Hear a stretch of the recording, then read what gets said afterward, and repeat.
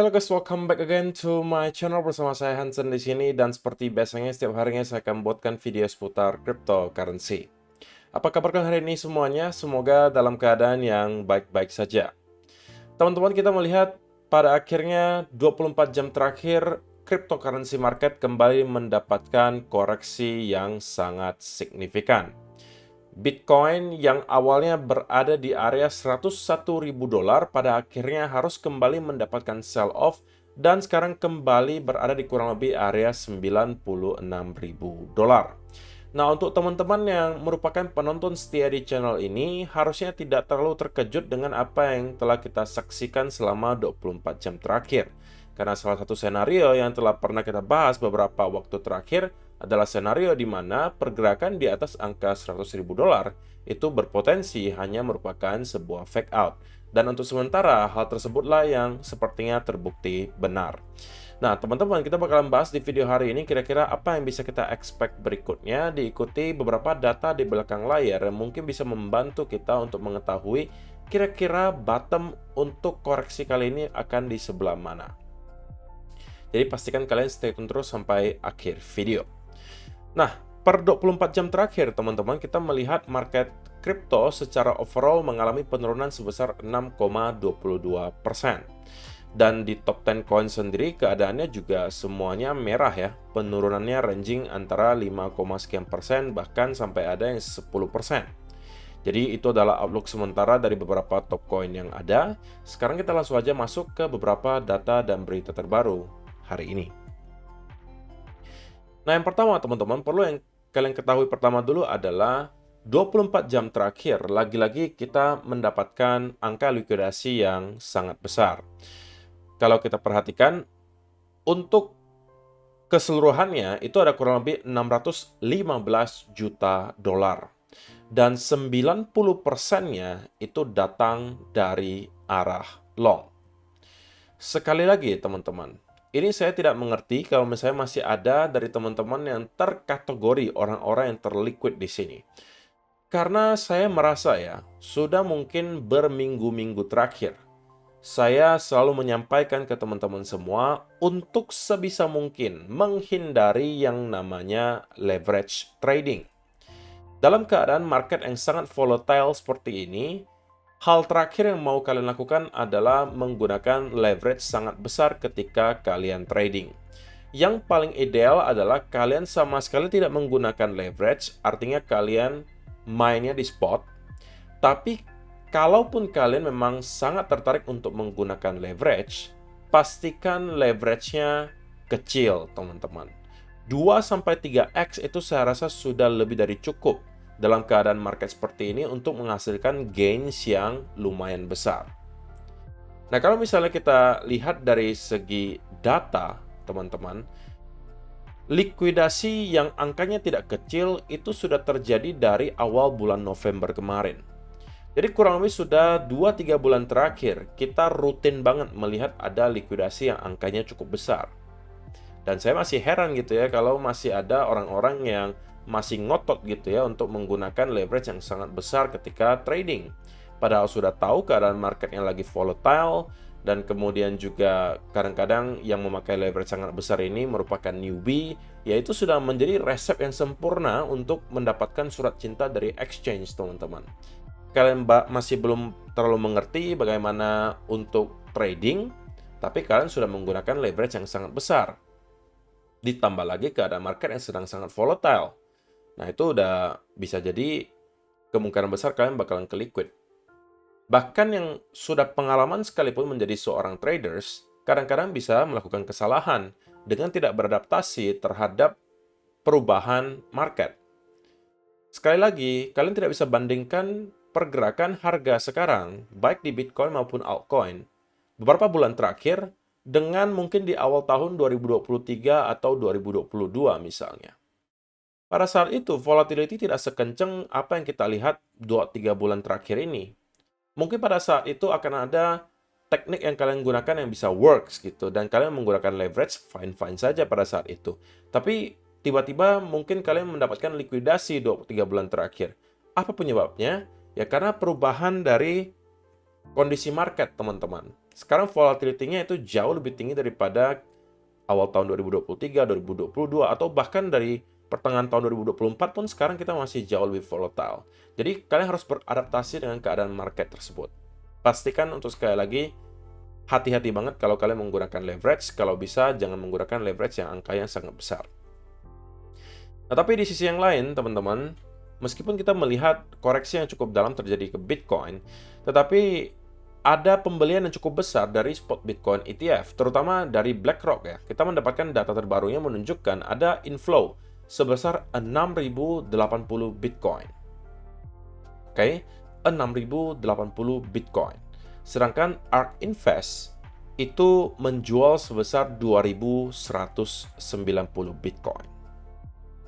Jadi sebenarnya secara overall spot Bitcoin ETF itu netnya masih positif. Masih terjadi inflow. So, kalau misalnya ini terus berlanjut, teman-teman, kalau kita bisa melihat ada konsistensi lagi dari segi inflow spot Bitcoin ETF, per harinya misalnya kita bisa melihat ada inflow ribuan Bitcoin, maka kita mungkin nggak bisa expect Bitcoin koreksi terlalu jauh, karena yang menampung itu sudah banyak gitu loh. Ya walaupun untuk sementara mungkin kalian melihat dari segi chart, sangat menyeramkan ya, bahwa kita mendapatkan koreksi dari 102.000 sampai kurang lebih ke area 95 ribuan, itu dalam kurun waktu tidak sampai 24 jam. Tapi di belakang layar yang terjadi adalah, ya para pemain besar rupanya sedang menyerok kurang lebih 6.000 Bitcoin, walaupun ada juga yang menjual ya, ARK Invest 2.100, tapi secara net itu masih positif. Jadi itu adalah sebuah berita yang baik tentunya. Dan juga yang berikutnya, kalau misalnya teman-teman masih ingat, apa yang saya bahas beberapa video terakhir adalah bahwa adanya potensi market maker untuk mencoba mendorong sedikit di atas 100.000 dulu sebelum pada akhirnya kita berpotensi untuk dibanting lagi di bawah 97.000 untuk meliquid orang-orang yang berada di area tersebut. Nah, berita baiknya teman-teman, sekarang kita sudah berada di area tersebut. Area di mana terdapat banyak sekali tumpukan likuidasi dan bisa saja kita sudah dekat dengan yang namanya area local bottom. Meskipun ya, kalau kita perhatikan di liquidation heat map, itu masih terdapat ada tumpukan likuidasi di sekitaran area 95 sampai ke kurang lebih area 94.000 dolar. Tapi sekali lagi, teman-teman, tidak ada kewajiban sama sekali bagi market untuk meliquid semua titik likuidasi. Karena kalau misalnya itu yang harus terjadi, kalau misalnya market maker harus selalu meliquid semua area yang terdapat titik likuidasi, maka kita bisa aja mendorong sampai ke area 55.000 pun masih terdapat area likuidasi di sana. Kalau kita zoom out lagi misalnya ke 1 tahunan, kalian juga bisa menemukan bahkan di bawah area 50.000 pun terdapat banyak sekali area likuidasi. Jadi ya, kalau misalnya mau dikatakan, area likuidasi itu hanya menjadi salah satu alat pembantu bagi kita untuk melakukan analisa kira-kira probabilitasnya lebih besar mana? Senario A, B, atau C yang terjadi. Itu sebagai salah satu indikator saja. Sama aja dengan kalau teman-teman memakai yang namanya stokastik, RSI, moving average gitu kan. Itu kan ada rules-nya. Tapi apakah ada jaminan bahwa ketika misalnya kita bergerak di bawah moving average kita akan terus turun? Tentunya tidak. Gitu kan. Bisa aja kadang-kadang tiba-tiba naik lagi. Jadi itu hanya sebagai tambahan indikator saja. Untuk liquidation heat map juga sama. Itu menjadi salah satu tambahan informasi saja. Dan kalau misalnya kita tambahkan dengan beberapa confluence lainnya dan hasilnya sama, maka tentunya itu adalah sebuah tesis yang probabilitasnya tinggi. Gitu ya. Jadi itu adalah fungsi liquidation heat map. Nah, kalau misalnya saya ditanya, teman-teman, kira-kira local bottom dari koreksi kita kali ini akan berada di sebelah mana? Maka saya mungkin bisa mengatakan local bottom-nya kemungkinan sudah sangat dekat. Oke? Kalau saya disuruh untuk memberikan area, maka area yang saya highlight di sini menurut saya berpotensi besar untuk setidaknya menghasilkan bounce. Kenapa? Karena kalau teman-teman perhatikan, area struktur terakhir menunjukkan bahwa ini merupakan area major support. Oke, kalau kalian tarik, area yang di sini merupakan area major support. Yang berarti ada kemungkinan orang-orang yang long di sini, orang yang long di sini, orang yang long di sini, pasti akan ada menaruh stop loss-nya di bawah area support terakhir. Oke, yang berada di kurang lebih area 95.700 sampai ke kurang lebih 95.100. Nah, itu bisa menjadi tujuan akhir dari market maker untuk mendorong sampai ke area tersebut. Sebelum pada akhirnya kita mungkin bisa mendapatkan semacam relief rally. Nah, itu baru logik yang pertama, teman-teman. Alasan yang kedua, kenapa saya merasa bahwa area ini berpotensi untuk menjadi at least local bottom gitu ya untuk Bitcoin. Kalau misalnya kita mengambil bantuan dari Fibonacci retracement, maka kalian juga bisa melihat bahwa area golden pocket-nya di 0,618 itu ada di area 95.600-an. Belum lagi, kalau teman-teman zoom out ke 4 hour, kalian juga akan ketemu bahwa area ini memang sebelumnya juga merupakan area major support. So, ada beberapa alasan sekaligus kenapa menurut saya area yang saya highlight ini di kurang lebih 95.600 sampai kurang lebih 95.100-an itu berpotensi untuk menjadi area local bottom. Dan sebenarnya teman-teman, kalau misalnya kalian jeli dan kalian sudah berpengalaman sebagai seorang traders, ini adalah sebuah peluang yang cukup menarik untuk melakukan scalping. Tidak hanya di Bitcoin, di altcoin juga sama. Ketika kita melihat ada recovery terjadi ke Bitcoin, maka chance cukup besar juga kita akan melihat recovery terjadi ke altcoin. Jadi akan ada banyak sekali peluang untuk teman-teman yang merupakan scalper untuk mungkin mencari setup untuk scalping long jika kita berhasil hit ke sekitaran area ini. Oke, tapi tentunya ini hanya bagi teman-teman yang mengerti bagaimana cara scalping.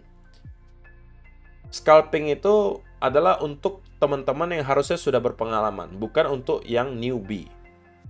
Karena jangan salah teman-teman, scalping itu adalah sesuatu yang lebih sulit untuk dilakukan daripada melakukan day trade ataupun swing trade. Alasan yang paling mendasar kenapa scalping itu jauh lebih sulit adalah karena kalau kita scalping, pengambilan keputusannya itu harus jauh lebih cepat daripada kalau kita bicara day trading dan juga swing trading. Kalau misalnya kalian swing trading, kalian mungkin punya waktu berjam-jam atau kadang beberapa hari untuk mengambil keputusan apakah kalian akan keluar dari sebuah posisi atau tidak. Kalau day trade, kalian mungkin bisa mempunyai waktu berjam-jam atau setidak-tidaknya 30 menit, 45 menit untuk memikirkan apakah senarionya apakah sudah terinvalidasi, apakah sudah saatnya untuk keluar. Nah, tapi kalau scalping, terutama kalau scalping di time frame yang sangat kecil, 15 menit, 5 menit, apalagi sampai 1 minute, maka jeda waktu yang kalian punya untuk mengambil keputusan keluar atau stay di posisi itu sangat kecil. Sehingga ini tidak direkomendasikan untuk teman-teman yang masih merupakan pemula, yang belum mengerti bagaimana cara mengatur resiko, yang masih kadang-kadang ragu-ragu ketika melakukan cut loss, itu tidak cocok untuk melakukan hal ini. Tapi untuk teman-teman yang sudah berpengalaman dan tahu bagaimana cara scalping, ini adalah peluang untuk scalping menurut saya. Ketika kita hit ke area ini, menurut saya ada chance cukup besar kita bisa mendapatkan at least semacam bounce.